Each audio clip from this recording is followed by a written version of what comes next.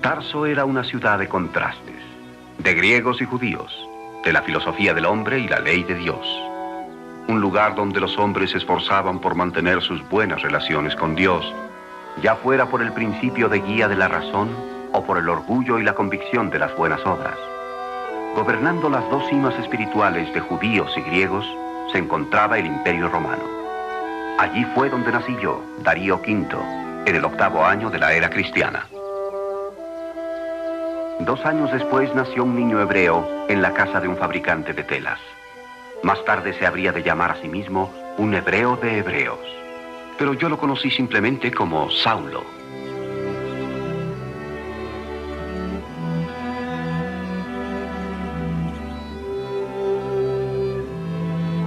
Desde su más tierna edad, Saulo había aprendido 2 cosas: la ley de Dios y el oficio de tejedor en la fabricación de tiendas y velas de barcos. Los judíos piadosos, ricos o pobres, enseñaban a sus hijos un oficio para protegerlos de la indigencia, porque la habilidad para ganarse la vida era la forma más segura de obtener la independencia económica. Debido a la fabricación de velas de su padre, llegué a conocer a Saulo. Mi padre poseía barcos e íbamos con frecuencia al taller de Joaquín para que nos hiciera reparaciones o regatear por una vela nueva. Saulo era sensible, concienzudo, devoto, entusiasta y mi amigo. Saulo. Darío, ¿de qué parte del mundo regresas esta vez? ¿Te arruinó una tormenta las velas? El barco de mi padre es una vieja tina. Debe ya tener 200 años, cuando menos. Ya debería haberse hundido muchas veces. De no ser por las planchas de cobre que lo mantienen de una pieza. Tú sabes cómo son esos problemas. Mi padre te dará un precio en definitivo mañana a estas horas. Muy bien, pero queremos una vela nueva. No queremos una vela renovada. Llévame al barco. Allí tomaré mejor las medidas.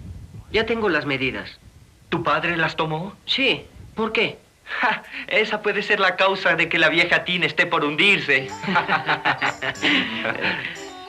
¿Vas a ser también fabricante de tiendas? Es un oficio nada más. Pero puedes ganar mucho dinero. Nuestra familia es de leales ciudadanos romanos, pero también somos celosos fariseos. Y el estudio de nuestras tradiciones y leyes es más importante que hacer dinero. Y si quiero llegar a ser rabino, tengo que ganarme la vida en un oficio para enseñar sin que me paguen. Qué espléndida herencia tenía Saulo. A su familia correspondían todos los derechos de su origen, de la gloriosa presencia de Dios, del servicio del templo y de las promesas hechas a sus patriarcas.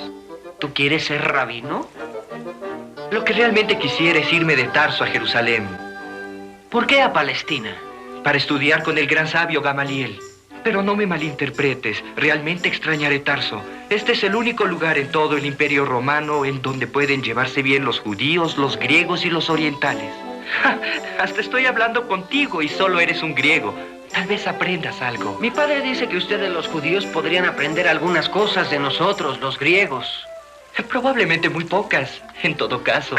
Eso es lo que me gusta de ti, Saulo. Eres muy liberal.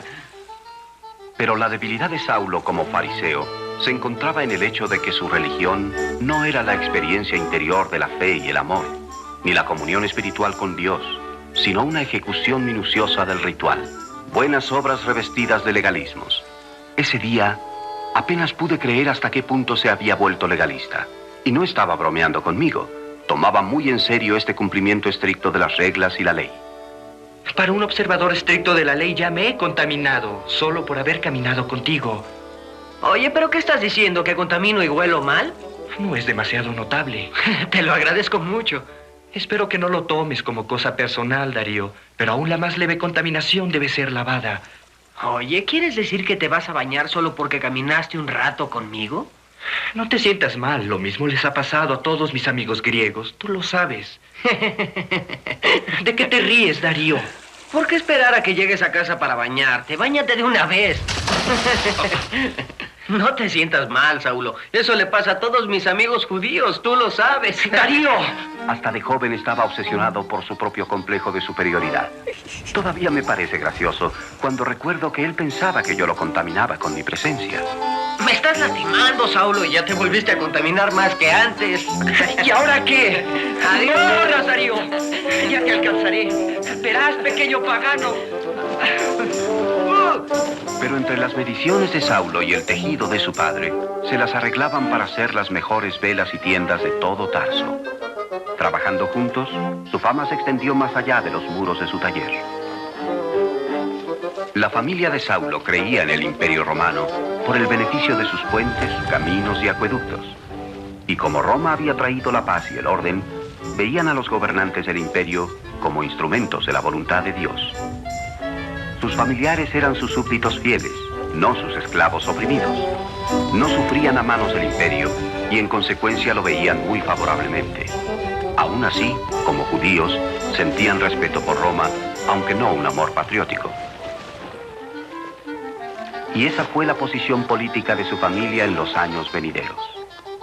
El tiempo que Saulo pasó en Tarso marcó el principio de una profunda desarmonía en sus actividades religiosas. ¿Era la religión la observancia esmerada de la ley? ¿O sería una gran experiencia espiritual de amor y misericordia de Dios? ¿O podría ser ambas cosas? Sus viajes a Jerusalén estaban todavía a varios meses de distancia. Pero el día que midió las velas en la nave de mi padre, fue la primera y la última vez que reímos y jugamos con tanto abandono. Habrían de pasar muchos años antes de que volviera a verlo sonreír. Saulo, ¿estás listo para partir? De algún modo hace mucho que sabía que estabas destinado a una finalidad más alta que la fabricación de tiendas. Pero esperaba que la encontraras aquí en Tarso. Mis emociones se entremezclan, pero el orgullo las supera. Estoy orgulloso de ti. Padre. Tu ropa y unas herramientas nuevas están listas. Quisiera poder ir contigo. Me daría mucho gusto ver a tu hermana Sara. Shalom, padre. Saulo, hijo mío. Hijo mío, ¿cuánto tiempo estarás allá? Hasta que aprenda la verdad. Dedicaré mis plegarias a que no te eluda la verdad. Shalom, hijo. Hijo mío.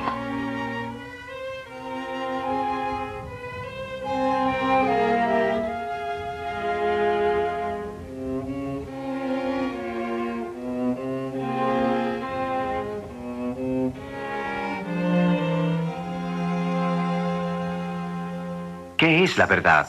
Fue una pregunta que Saulo se hizo muchas veces en su búsqueda del significado de la vida. Pero la verdad y su significado eludieron a Saulo en su juventud. Sin embargo, no se detendría ante nada para encontrarla. Tal vez nunca la encontrara, pero había una cosa segura. Una vez que Saulo iniciara su búsqueda, este hombre de Tarso jamás se daría por vencido.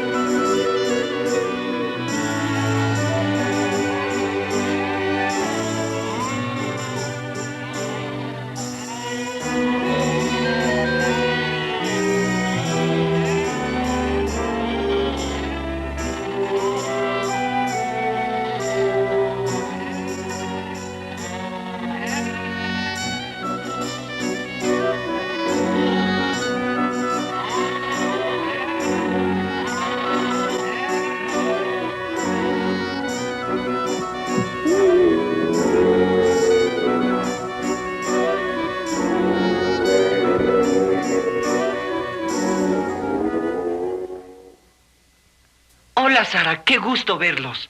Aquella fue una reunión feliz. Saulo habría de quedarse con su hermana Sara, cuyo esposo vendía tiendas a los peregrinos en Jerusalén y a los habitantes del desierto más allá del Jordán. Siempre había simpatizado con su cuñado y esperaba con ansia hacer su vida con ellos. Llegó en la época de Pascua. Mientras su cuñado oficiaba las plegarias, Saulo dio gracias por haber hecho su viaje a salvo y oró por la salud de su familia. Alabado sea el Señor. Alabados sean los servidores del Señor. Alabado sea el nombre del Señor desde ahora y para siempre. ¿Quién ha creído a nuestro anuncio y sobre quién se ha manifestado el brazo de Jehová? Y subirá cual renuevo delante de él. Y como raíz de tierra seca no tendrá forma ni hermosura. Gamaliel era el rabino más distinguido de su tiempo y se le consideraba como uno de los 7 rabinos de Jerusalén. Saulo no había esperado que fuera sencillo el aprendizaje. En su mayor parte, Sus estudios tenían como fin su capacitación como escriba. Y solo cuando hubiera terminado con ellos, sería aceptado como discípulo de Gamaliel. Estos estudios le introdujeron a las formas más nobles, así como a las más duras y más triviales del fariseísmo, porque hacían el mayor énfasis en las formas rituales de la ley piadosa, con preceptos que iban mucho más allá que la ley de Moisés. Y estas leyes tenían que ser observadas hasta en sus menores detalles, para prepararse para el día en que el poder y la majestad de Dios inundaran al mundo. La vida de Saulo se convirtió en un esfuerzo desesperado para llevar esta doctrina a su más completa expresión. Y diciendo yo al impío, de cierto morirás, si él se volviere de su pecado e hiciere juicio y justicia, si el impío restituyere la prenda, devolviere lo que hubiera robado y caminar en las ordenanzas de la vida, no haciendo iniquidad vivirá ciertamente y no morirá, no se le recordará ninguno de los pecados que hubiere cometido. Los días de estudios intensos se convirtieron en semanas, las semanas en meses y los meses en años. Durante todo este tiempo, Saulo estudió y absorbió. Su mente quedó totalmente bajo el control de las exigencias de la ley. La ley es el camino hacia Dios. Y no hay otro camino. Saulo había llegado a ser uno de los alumnos sobresalientes de Gamaliel. Y pronto tuvo una congregación propia. Enseñó a sus prosélitos que la ley era el camino por el cual el hombre podía acercarse a Dios. Pero había inquietud, y muchos se iban alejando deseosos de escuchar de otro camino hacia Dios. Un camino marcado por un carpintero de Nazaret. Y por eso Dios nos libertó a través de su Hijo, el Mesías. Cuando se puso a prueba nuestro padre Abraham, ofrendó a su amado Hijo. En su corazón estuvo dispuesto a ver morir a su Hijo. Uno de los predicadores más convincentes de que este era el camino hacia Dios fue el joven Esteban. Esteban establecía con frecuencia el paralelo entre Abraham, que llevó de buena gana a su hijo a la muerte, y Dios, que entregó a su Hijo Jesús, el Cristo, a que muriera para que todos los hombres pudieran tener vida eterna, si a través de la fe aceptaban este pacto como pago de sus pecados. Por otra parte, Saulo predicaba que el único camino hacia Dios era el de las obras, de las buenas acciones, de la ley. La ley, y solamente la ley, era su mensaje. Debido a su fidelidad a la ley de Dios, llamó la atención de Caifás, el sumo sacerdote. Te he venido observando con cierto interés. He estado pendiente de muchas de las clases de Gamaliel, pero cuando me dijo que tú eras uno de sus alumnos más prometedores, bueno... Pero mis estudios con Gamaliel hace mucho que terminaron. Cierto, cierto. Pero como su mejor alumno te han seguido mis ojos. Tienes una congregación, ¿no es así? Sí. Y predicas que la ley es el camino hacia Dios. Los inspiras con el fervor del templo y su devoción. Eso es raro. Sospecho que tú llegarás lejos. ¿Y vos habéis pedido esta reunión simplemente para enunciar vuestros cumplidos a un joven escriba? Quiero que te unas a los escribas del Sanedrín. ¿Qué? ¿Te decepciona? Es una gran responsabilidad. Sin duda. Pero tienes una claridad de visión poco común. Eres persuasivo. Impaciente tal vez, pero qué judío ambicioso no lo es. Necesitamos a alguien como tú para preparar los testimonios en la corte más alta de Israel. ¿Aceptas? Si vos creéis que lo merezco. Bien. Queremos que continúes dirigiendo tu congregación y que ayudes a castigar a aquellos que pervierten la ley. Saulo había aceptado espiar en su congregación a todos aquellos que en creciente número se unían a los nazarenos, aquellos que creían que Jesucristo, y no la ley, era el camino hacia Dios. Confío en que este arreglo nos lleve a una solución benéfica de los dilemas religiosos que nos rodean. Espero poder ser útil. Sí, y dicho sea de paso, puedes confiar en que tendrás todo el apoyo del Sanedrín. Y una cosa más. Este nuevo puesto te va a ocupar todo tu tiempo. Quisiéramos que... ¿Que deje la fabricación de tiendas? Exactamente. Bueno, no por completo. Después de todo, una vez que hayamos llevado a los nazarenos a la justicia, querrás tener algo en que ocuparte nuevamente. En los días que siguieron, Caifás habría de enfrentarse a embarazosas derrotas en su campaña contra Simón Pedro y los nazarenos, porque Pedro confundió a la alta corte con su elocuencia, su lógica y su amor. Y no habiendo sido acusado formalmente por el Sanedrín, los nazarenos florecieron más que nunca, A pesar de los deseos fervientes de Saulo por complacer a Caifás, el número en su congregación se fue reduciendo. Incluso en su propia mente seguían sucediéndose las dudas. ¿Quién era este Jesús? ¿Por qué cada nuevo esfuerzo alejaba más a la gente del templo? ¿Por qué quería destruir Caifás a los nazarenos con tan endebles bases legales? La búsqueda de la verdad dejó exhausto a Saulo, convirtiéndolo en un joven confundido y perdido en el frenesí espiritual de su tiempo. Un hombre vacío, envuelto en la infelicidad.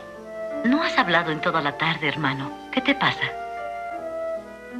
Sara, ¿qué le pide Dios al hombre? La mayoría de los fariseos consideran el futuro de los hombres ordinarios como sin esperanza alguna.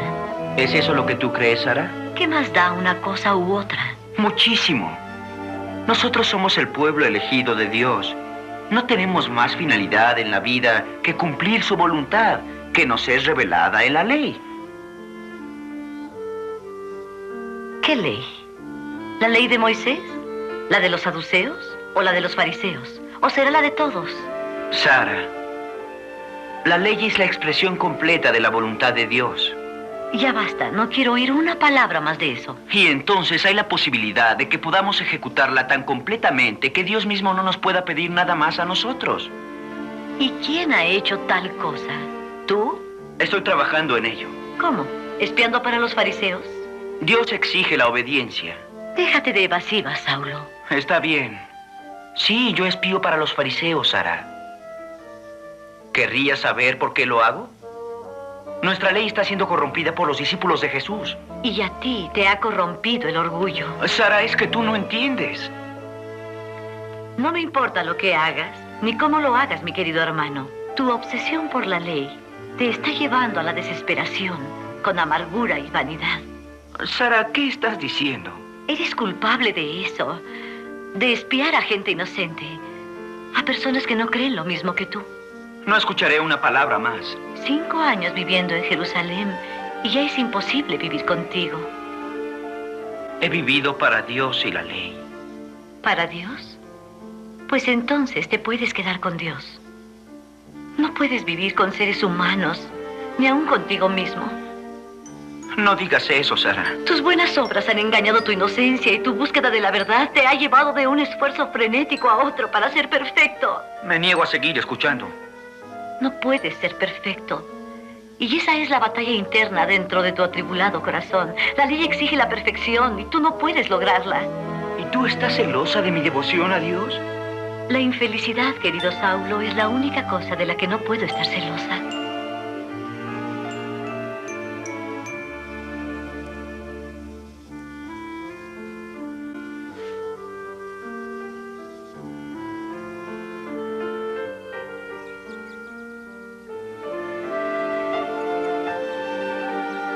Atormentado por las dudas, pero poseído de una ambición espiritual para servir y agradar a Dios, la vida de Saulo se convirtió en una búsqueda obsesiva de la verdad. Una verdad que lo eludía en todos sus intentos y manchaba su celo con la frustración.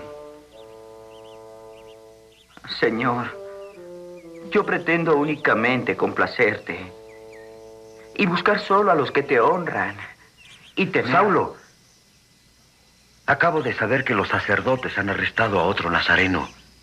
Es un judío griego. Sí, lo sé. Lo tienen frente al consejo sacerdotal Y han solicitado mi presencia. Dime, Natán, ¿tú crees que la ley es el camino hacia Dios? tenemos que apresurarnos. Se ha reunido una multitud airada frente a la cámara. Sí. No se necesita mucho para poner de mal humor a Caifás. Vamos, Natán, es hora de ejecutar las leyes de Dios. El cielo es mi trono y la tierra el estrado a mis pies. ¿Qué casa me edificaréis?, dijo el Señor. ¿Cómo se llama? Esteban. Estos judíos griegos. Sus nombres tienen siempre cierta sonoridad. Vosotros os resistís siempre al Espíritu Santo. La pregunta es si la gente resistirá el deseo de matar a este Así predicador. sois vosotros. ¿A cuál de los profetas no persiguieron vuestros padres? Si alguien muere aquí, tú tendrás parte de la culpa. Ustedes se resisten siempre al Espíritu Santo. Sí, lo sé. Eso es parte de mi responsabilidad. Por eso vuestros padres mataron a los profetas que anunciaron la venida del justo. La ley es rápida y justa. Nuestra nación está edificada sobre las leyes de Dios. Y cuando oímos a un hombre blasfemar... Y por lo que escucho, este Esteban es el hombre que lo está haciendo. Escúchalo bien. Deliberadamente habéis destruido las leyes de Dios. ¡Fuera! Veo los cielos abiertos y a Jesús el Mesías que está a la diestra de Dios.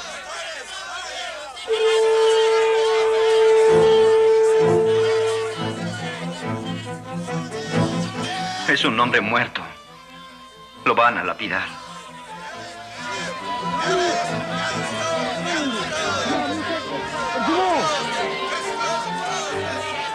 Y llevaron a Esteban para lapidarlo. Y los testigos pusieron sus vestidos a los pies de Saulo.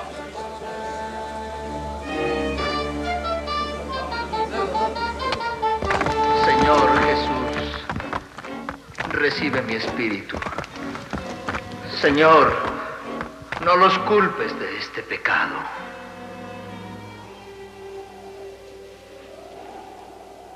Saulo sintió piedad por él. Pero cuando se recordó a sí mismo que Esteban era el enemigo que había traído a muchos de sus prosélitos y los había alejado de la ley, sintió cierta satisfacción y gozo por la muerte de este hombre frágil. Sin embargo, un sentido interior de decadencia traicionaba la brutalidad del momento.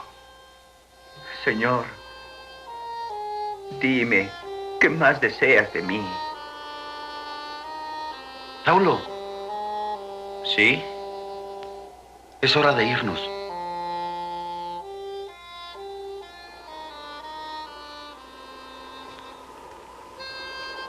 Aquella fue una experiencia aterradora para cualquier hombre, y aún más para Saulo, porque siguió obsesionado por el recuerdo del suceso durante muchos años.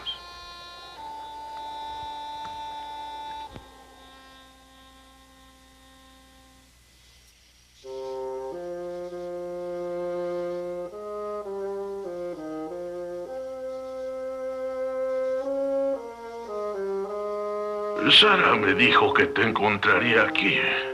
Sí. Te ves muy atribulado, Saulo. ¿Qué ocurre en tu corazón? Señor, con frecuencia pienso en el templo. Me tranquiliza el alma en las noches. Hay una cierta paz. Una paz que envuelve todo mi ser. No digas más, hijo mío. Y luego pienso en lo que he venido a hacer, tratando de agradar a nuestro Dios. Inclusive he evitado veros. Saulo. Es cierto.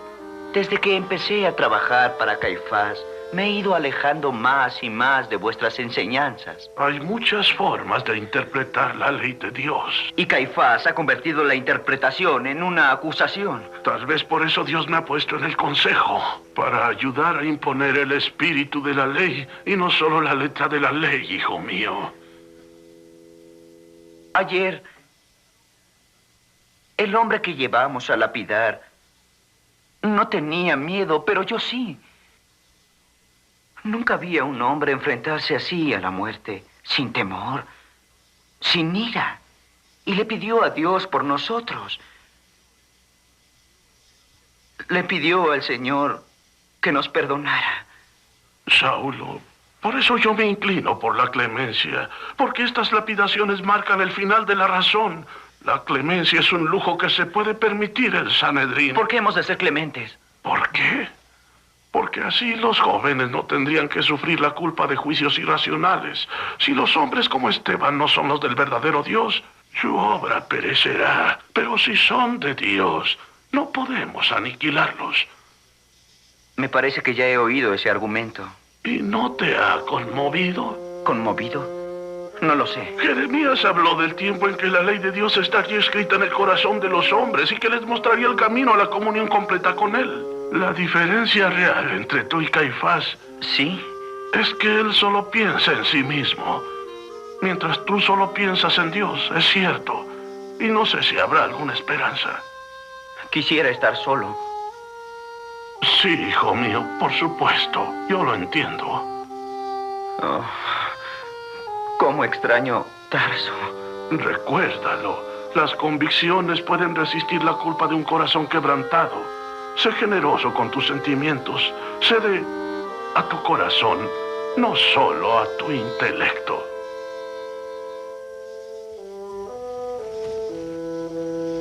Saulo pasó entonces por un periodo de grave agitación emocional. Perturbado por los problemas morales que habían provocado sus actos, buscó el alivio en la determinación de intensificar su fanática campaña de exterminio de los discípulos de Jesús. Señor, hazme digno de ti. Fue comisionado para efectuar una búsqueda de los seguidores de Jesús en Jerusalén. Bajo las órdenes de Saulo cayeron hombres armados sobre los nazarenos. Se invadieron sus hogares. Se aterrorizó a los niños. Hombres y mujeres que encontraban eran aprendidos o puestos en fuga. Y mientras hacía sus mortales amenazas sobre los discípulos, experimentó un desconcierto y una incertidumbre cada vez mayores. Pero no podía dar marcha atrás. Y si esta era en efecto la voluntad de Dios, encontraría la manera de someterse y obedecer. Por culpa de la persecución de Saulo, los creyentes huyeron a ciudades alejadas de Jerusalén. Y así fue como Saulo, comisionado por el sumo sacerdote, emprendió el camino de Damasco.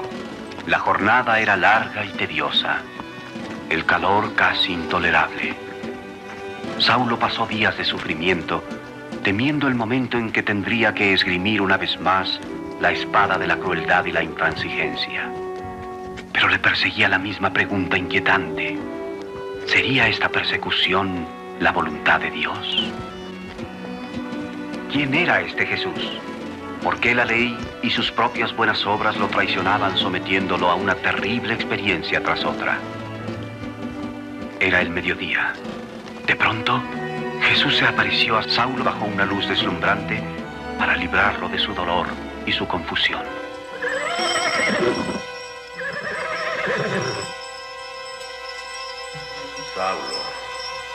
Saulo, ¿por qué me persigues de esta manera? ¿Quién eres, Señor? Soy Jesús a quien tú persigues. Señor, ¿qué es lo que deseas de mí? Ve a la ciudad. Ahí se te dirá lo que debes hacer.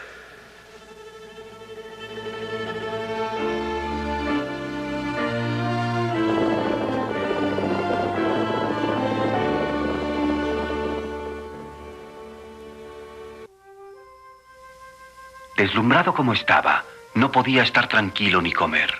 Solamente oraba. Cristo se había revelado a Saulo. Su conversión fue una vuelta completa e instantánea en su religión. Su orgullo y su arrogancia fueron barridos. Jesús había entrado en su corazón y había tomado posesión de él. Algunos días después, Dios habría de enviar a Ananías para restaurar la vista a Saulo. Había ido a Damasco para detener a los discípulos de Jesús y ahora se unía a ellos. La calma se había restaurado en este hombre de Tarso. Y con su declaración de fe pública en Jesucristo y su bautizo, una vez más mi amigo de la niñez volvió a sonreír. Años más tarde habría de escribir que no habló con hombre alguno, sino fue a buscar la guía de Dios y así partió de Damasco hacia Arabia, un enorme territorio desértico y seco que se extendía desde Damasco al monte Sinaí hasta el Mar Rojo y el Golfo Pérsico. El desierto era un lugar de austera belleza. El sol, la soledad, las arenas. Aquí fue donde habló con Dios y reconstruyó su pensamiento religioso.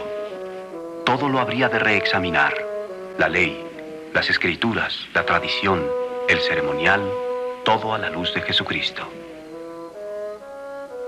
Fue un período de silencio y reclusión el de Arabia. Un total abandono de todo lo que había sido. Había terminado la búsqueda de la verdad porque la había encontrado en Jesucristo. Se vio a sí mismo a través de los ojos de los demás. Para los judíos era un traidor y los nazarenos no lo habían aprobado. A su regreso de su período de aprendizaje en Arabia, Saulo llegó a Damasco. Pudo haberlo evitado fácilmente, pero sentía una responsabilidad hacia los creyentes que vivían allí. Antes había ido para atraparlos y perseguirlos, pero ahora tenía que volver para apoyarlos y darles energías. Permaneció allí 3 años, predicando la fe que antes había tratado de destruir. Al principio las sinagogas le abrieron sus puertas, pensando que había venido a reforzar sus antiguas ideas. Pero su nueva fe resultó ofensiva, dado que los confundía. Y muy pronto la animosidad de los judíos se convirtió en furia.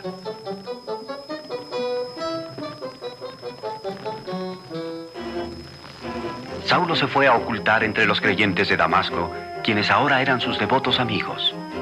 Cuando llegó el momento, la despedida fue emocional y triste. Pero Saulo tenía tantos recursos como los que yo recordaba de nuestra niñez. Y lo que sucedió aquella noche permaneció en su memoria como una de sus más dramáticas escapatorias. Saulo salió con vida, haciéndose bajar de las murallas de la ciudad en una cesta. Y eso quedó como el prólogo de una larga serie de persecuciones y escapatorias que habrían de venir. Regresó a Jerusalén y con su oficio de fabricante de tiendas y su nueva fe, se las arregló para ganarse la vida y predicar. Intentó entrar en relación con los discípulos, pero lo rechazaron airados. Se negaron a recibirlo porque no creían en su conversión. Pero Saulo se negó a ser desairado. Hola, sentaos. Gracias. Tuviste hoy muchos oyentes. ¿Fui honrado con vuestra presencia? ¿Me permitís? Por supuesto. Es del Señor. Y vuestro también. Muy buena. Vuestra generosidad en Dios es encomiable. Tengo tanta hambre como un león. Eso veo. Decidme, ¿quién sois vos? No había probado un pescado tan exquisito como este desde que salí de Chipre. En esta ciudad las mujeres le ponen demasiado ajo. ¿Os he oído decir que sois de Chipre? Lo fui hace tiempo. Vendí todo lo que tenía y me fui de ahí. Tenía más tierras y dinero de lo que podía usar. Todo un problema. Tal vez debisteis guardar para una buena comida. Tenéis sentido del humor. Me gusta eso. Me parece que no he escuchado vuestro nombre. Me llamo Bernabé. Bueno, hermano Bernabé, no sé cómo deciros esto, pero... Decidlo como queráis. Bueno, me parece haber descubierto algo tortuoso detrás de ese apetito voraz y esa sonrisa tonta. No soy tortuoso, os lo aseguro. Solo una curiosidad saludable por el que lapidó a Esteban, por la persona que persiguió a tantos hombres, mujeres y niños inocentes y puso en fuga a los creyentes por toda Judea y Palestina. Y luego, para coronarlo todo, tranquilamente se dice convertido.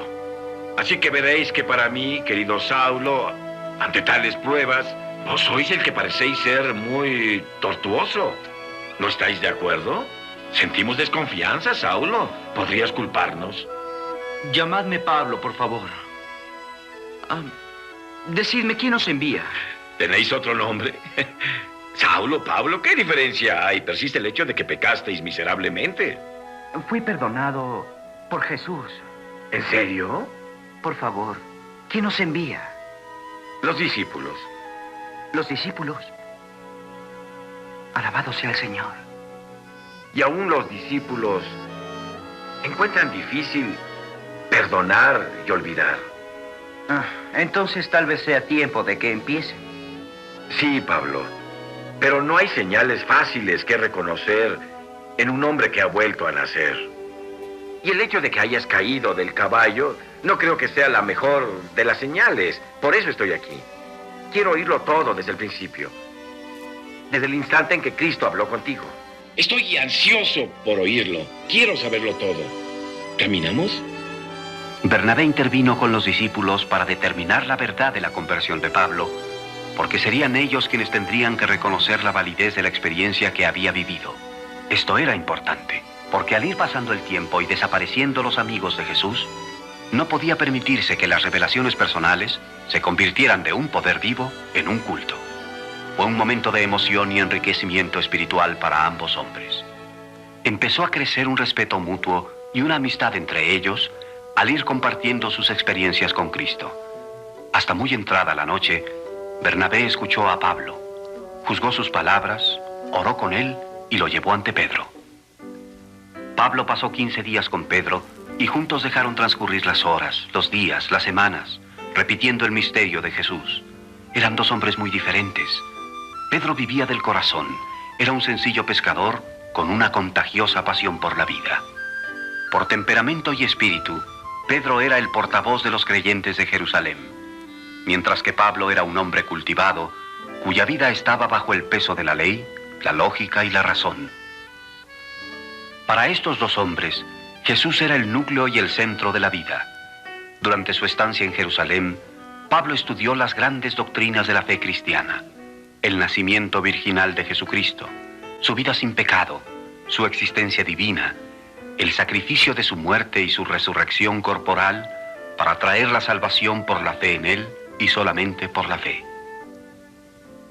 Los tiempos eran problemáticos e impredictibles, y no pasó mucho tiempo antes de que se formara otra conspiración contra él.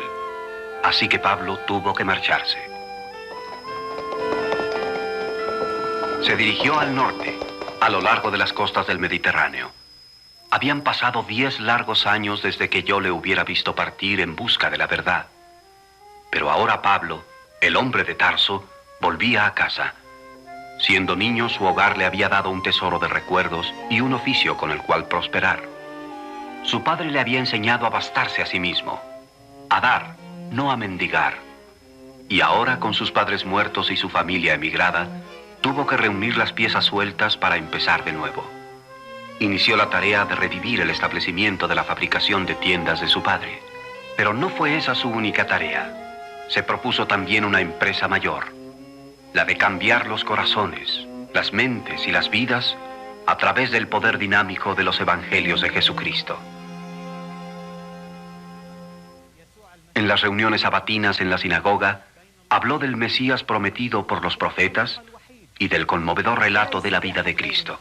Muchos de sus oyentes le siguieron a su casa para continuar escuchándolo. Como resultado de su testimonio, de su predicación y de sus enseñanzas, su casa pronto se convirtió en un lugar de reunión de los nazarenos. En años posteriores, habría de afirmar que el principio de su nueva vida espiritual se había iniciado en ese lugar. Muchas veces tomó el camino bajo el calor o la lluvia para hablar con todo aquel que quisiera escucharle. Sus enseñanzas fueron un mandato espiritual del ministerio de Jesús. Solamente hay un camino, y ese camino no es el de la ley. El camino al cielo que yo predico no está basado en un capricho, sueño o visión del hombre, porque mi mensaje procede no de los hombres, sino de Jesucristo mismo, quien me comunicó lo que debería decir. Cuando regresé a Tarso, me sorprendió ver a mi amigo de la niñez. También mi padre había muerto y yo me había hecho cargo de su negocio de construcción de barcos. Había escuchado lejanos rumores de las persecuciones de Pablo y su conversión, pero como sucedía a muchos otros griegos, eso influía poco en mi manera de pensar, aunque el verlo y escucharlo fue una experiencia diferente. Sabemos que los autores de las Escrituras habían preconizado estos tiempos en que Dios salvaría a los gentiles también por la fe. Dios le habló de esto a Abraham hace mucho tiempo cuando dijo: bendeciré a todas las naciones que confíen en mí como tú. Todos los que confían en Cristo compartirán las mismas bendiciones que recibió Abraham. Antes de Cristo fuimos protegidos por la ley, mantenidos en custodia protectora, por así decirlo, hasta que pudiéramos creer en el Salvador que vendría. Éramos esclavos de la ley, pensábamos que podía salvarnos. Pero hoy, con la ayuda del Espíritu Santo, afortunadamente contamos con la muerte de Cristo para borrar todos nuestros pecados. Es todo por hoy, hermanos.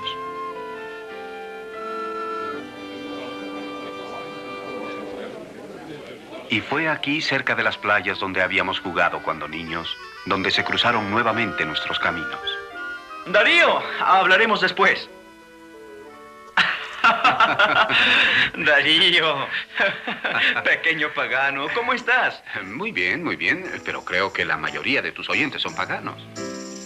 Hay aún algunos judíos entre ellos, pero me alegra decirte que tus compatriotas, los griegos, aunque te sorprenda, son muchas veces mis oyentes más atentos.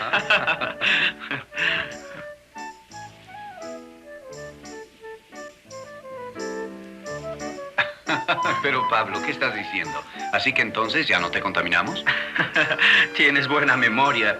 Me río siempre que me acuerdo que me empujaste al agua aquel día que me di las velas de la embarcación de tu padre. Recuerda que él admiró mucho la calidad de tu trabajo. Lo recuerdo como un hombre bueno y dulce. Ven, vamos a caminar.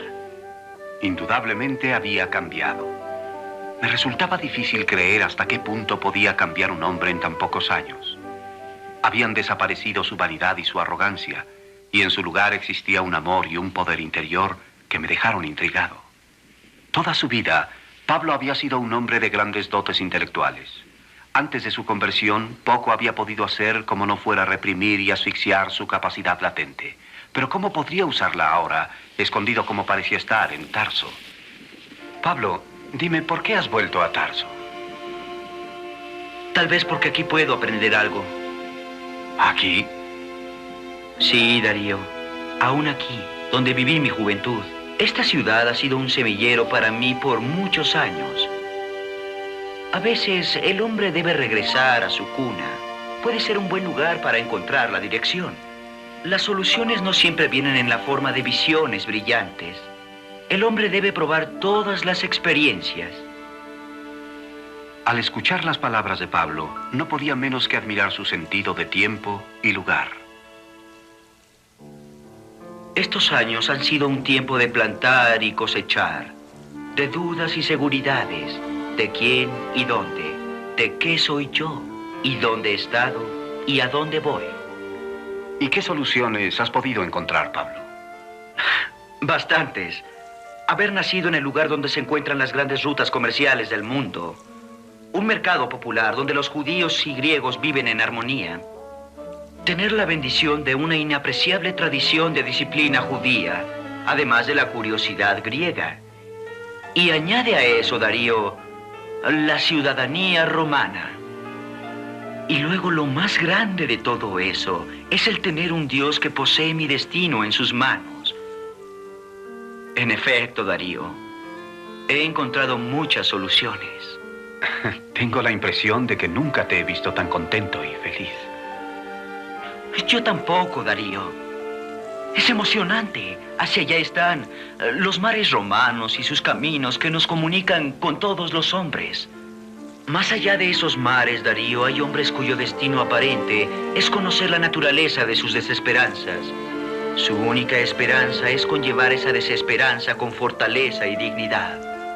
En la superficie ese destino parece siniestro e imposible de mejorar o cambiar de manera alguna.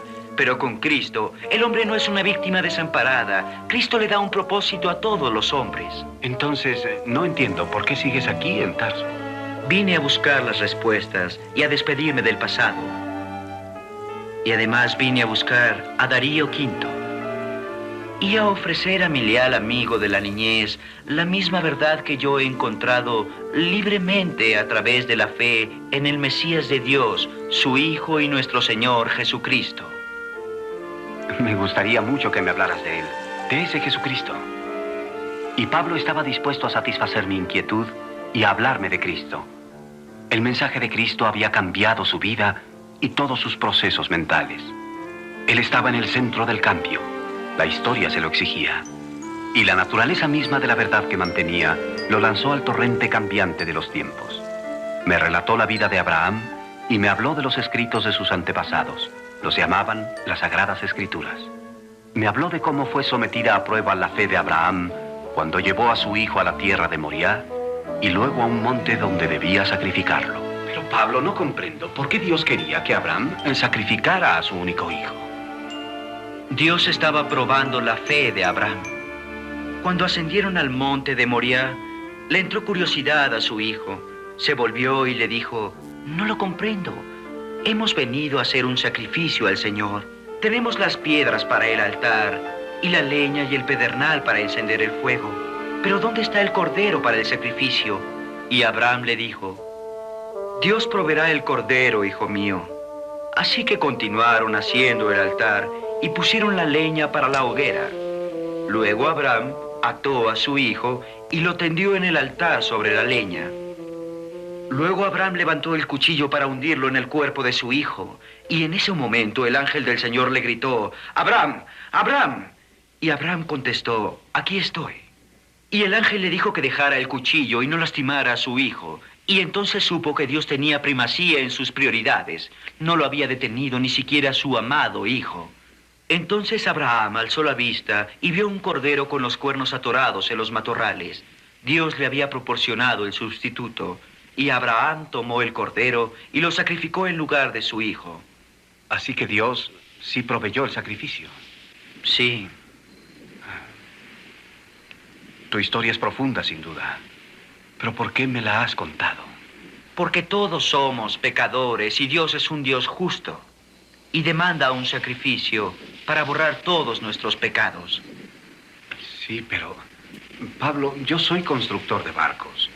No tengo un cordero que sacrificar ni un hijo que ofrendar. Y no estoy seguro de que lo hiciera, aunque los tuviera ambos para ofrendarlos a Dios. Darío, es como el relato de Abraham y su hijo. Nosotros ejecutamos la fe, pero el sacrificio es proporcionado por Dios. Dios es quien provee por nosotros.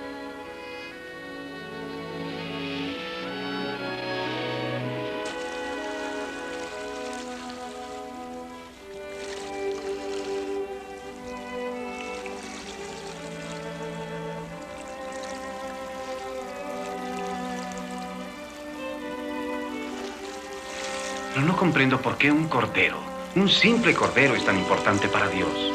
En sí, el cordero no tiene importancia. Es solo un símbolo de Dios que nos apunta al Cordero Eterno. Como ves, Darío, el cordero del que Dios habló es su único hijo. Nuestro sacrificio, Jesucristo, que fue sacrificado antes de la fundación del mundo. Todos los sacrificios que se han ofrecido desde entonces han sido para ayudarnos a entender el único sacrificio verdadero y final, el de Jesucristo. ¿Quieres decir que Dios sacrificó a su único hijo solamente por ti y por tus pecados? La idea causaba vértigo. Y aún más profunda que la historia de Abraham era pensar que el Hijo de Dios había muerto por mí. Pero Pablo, dime por qué. ¿Por qué Dios sacrificó a su hijo por mí? Porque Dios ama. Él ama a Darío V, igual que ama a todo el mundo. ¿Y dónde sacrificó Dios a su hijo? En una cruz cerca de Jerusalén. ¿Cómo? Pero fue crucificado. ¿Y dónde está su tumba? Debo ofrecer mis respetos a ese gran hombre. Amigo mío, su tumba está vacía. Es algo más que solo un gran hombre. Es el Hijo de Dios. Solo el Hijo de Dios podía morir por nuestros pecados y levantarse de entre los muertos, para darnos la victoria sobre la muerte, para darnos la vida eterna. Pablo, ¿y tú lo conoces? Me refiero al Hijo de Dios. Sí, Darío. Su poder está dentro de mí. Dios me ha sellado como uno de sus propios hijos. Todo lo que Él es está aquí dentro, como una clara indicación de su amor a todos los hombres de la tierra. De no haberme demostrado ese amor que se originara con Dios y que había pasado a su Hijo Jesucristo, sus palabras habrían permanecido vacías, pero sus palabras no tenían nada de vacías. Casi llegaban más allá de la credulidad, pero estaba hablando con la prueba de que eran ciertas. Se trataba de un hombre cuya vida había cambiado, cuyo corazón había cambiado, cuya mente se había transformado. El viento soplaba del mar y yo sentí por primera vez su abrazo fresco y sedante. Dios parecía llamarme para que le escuchara, para interrogarme, y días más tarde, para que lo aceptara como mi Salvador. ¿Quieres decir que sí lo aceptas como tu Salvador? Exactamente, lo he decidido. ¿Sabes realmente lo que dices? Lo que te ha ocurrido a ti, me ha pasado a mí también. No puedo creerlo. Fue maravilloso. Yo iba en mi barco hace 2 días en una inspección rutinaria. Entonces empecé a advertir errores que antes jamás había notado. Mis hombres me habían informado el día anterior que el barco estaba en perfectas condiciones en todas y cada una de sus partes. Pero allí había un defecto que no habían visto. Y ellos son marinos experimentados. Y de pronto, toda mi vida pasó frente a mí. Y entonces vi defectos que otros no conocían. Y me vi a mí mismo como pecador, manchado y sin esperanza. Y luego todo lo que tú habías tratado de decirme, de hacer sacrificios para redimirnos del pecado, me sacudieron con terrible convicción. Tú me habías dicho que Jesucristo era Dios en persona, que era el verdadero Cordero que borra los pecados del mundo. Mis culpas me destrozaban. Sentí la necesidad de hacer un sacrificio, mi sacrificio. Tú fuiste derribado por una luz, pero yo me encontré de pronto de rodillas en la cubierta de mi nave, clamando a Dios. Oré algo parecido a esto, Pablo. Oh Dios de Abraham, me presento ante ti en nombre de tu Hijo. Creo firmemente que se hizo hombre para sufrir la muerte por mí. Y creo que está vivo hoy. Oh Dios, yo, Darío, soy un pecador. Pero Jesús murió por mis pecados. Estoy perdido. Sálvame. No estoy seguro, pero creo que eso dije. Pero recuerdo que lloré de alegría. No pude contenerme. Supe entonces que lo que le había pasado a Saulo de Tarso le había pasado a Darío. Supe que interiormente era un hombre nuevo. Las palabras no pueden describir lo que en realidad ocurrió en mí. Fue algo maravilloso, Pablo, más allá de lo que tú puedas imaginar. Puedes creerlo, Pablo. Eso pasó exactamente como te lo estoy diciendo. ¿Me crees, verdad, Pablo? ¿Me crees? Por supuesto, te creo. He orado por ti, Darío, para que recibieras a Jesús como tu Señor y Salvador personal.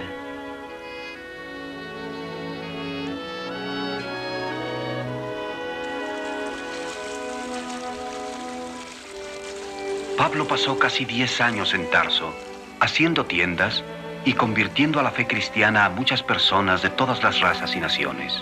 Realizó una gran obra, pero aunque me aseguraba que estaba contento esperando el llamado de Jesús para su siguiente tarea, su personalidad era demasiado vigorosa y le preocupaba la propagación de la fe para no sentirse un poco frustrado por el futuro. No se sentía contento de limitar su ministerio solamente a Tarso. Entonces, un día, llegó un visitante con una solicitud especial. Jesús pensaba más allá que los buenos judíos al llevar las buenas nuevas a otros judíos, puesto que Jesús no trataba de alcanzar solamente a su pueblo. Tienes razón. Pero sabes, Pablo, los de Jerusalén no estaban seguros al principio. Tenían muchas dudas. Esa es la desventaja de las visiones. No todos las tienen al mismo tiempo. Es cierto, y muchas visiones no vienen de Dios. Y no podemos confiar en las visiones. Y eso no es todo. Tu principal desventaja fueron las persecuciones, hermano Pablo. Pero todo mi futuro será juzgado por lo que fui antes. Antes de recibir a Jesucristo, no soy la misma persona, soy un nuevo hombre en Cristo. Cálmate, Pablo. Ya no estás siendo juzgado ahora, pero hizo falta este tiempo para que las heridas sanaran. Tú sabes que fuiste muy eficiente, Pablo, persiguiendo a los prosélitos de Cristo. Tuviste una gran reputación. Pero quieres sentarte, me echas a perder la comida. Es una reacción excesiva por lo que ocurrió en el pasado. Mucha gente ni siquiera sabe cómo era yo. Tú lo sabes, Bernabé. El terror no necesita tener rostro para ser temido. Entonces, ¿por qué has venido? Porque me gusta tu comida, hermano.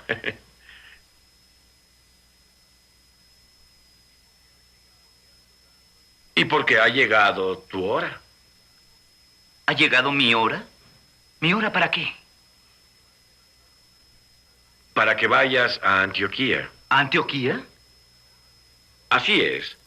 Todas las heridas del pasado fueron sanadas por la obra que hiciste aquí. Tu magnífica obra entre los gentiles. ¿Cuánto tiempo fue? ¿5 años? ¿6 años?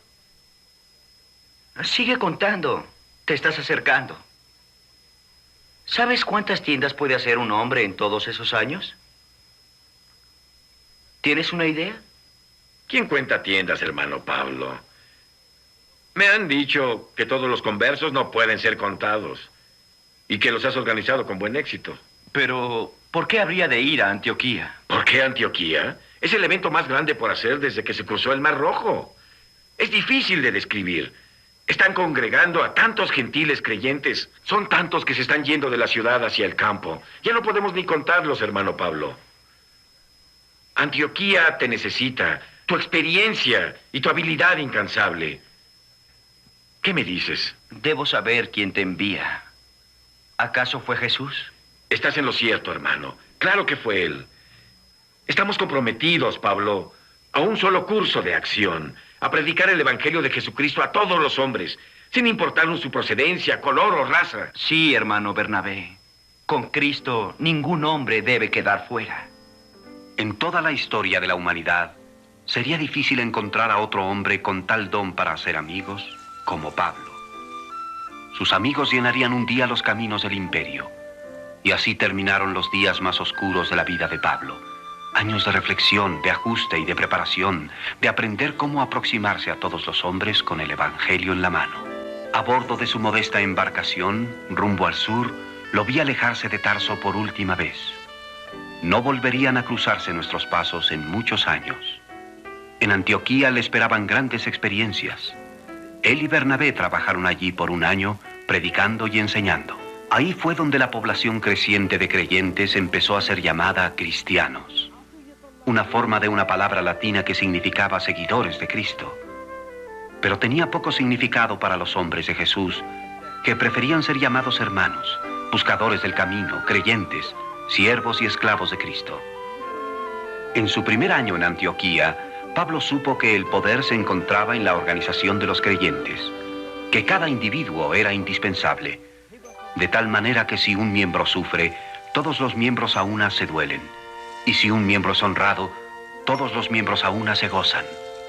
Durante todas sus predicaciones y viajes, él continuó reconstruyendo su mundo interior, buscando siempre las respuestas y la guía divina. Porque al llegar a Antioquía, Pablo se había puesto bajo la autoridad de la iglesia del lugar. Sentía la obligación de seguir sus instrucciones. Cierto día, se reunió un grupo notable de hombres de la iglesia en la ciudad de Antioquía. Llegaron Simeón de Noráfrica, Lucius de Cirene, Maneano de Judea y Bernabé de Chipre. Todos ellos, al igual que Pablo, eran hombres de gran fe y amplia visión. El Espíritu Santo había apreciado su notable trabajo en Antioquía para abrirles los ojos a posibilidades aún mayores. La respuesta a sus plegarias para extender su acción estaba a punto de empezar. Pablo, ¿estás listo? Nuestra hora ha llegado. Sí, hermano. Todos creemos que ha llegado el tiempo de llevar nuestra fe a la buena batalla. Estoy listo y ansioso de iniciar la jornada. Parece que tendré que aprender a hacer tiendas sobre la marcha. Probablemente. Y con el mundo en tan terrible confusión, también tendremos que hacer conversiones sobre la marcha. ¿Podemos hacerlo, Pablo? ¿Hablas de los dos?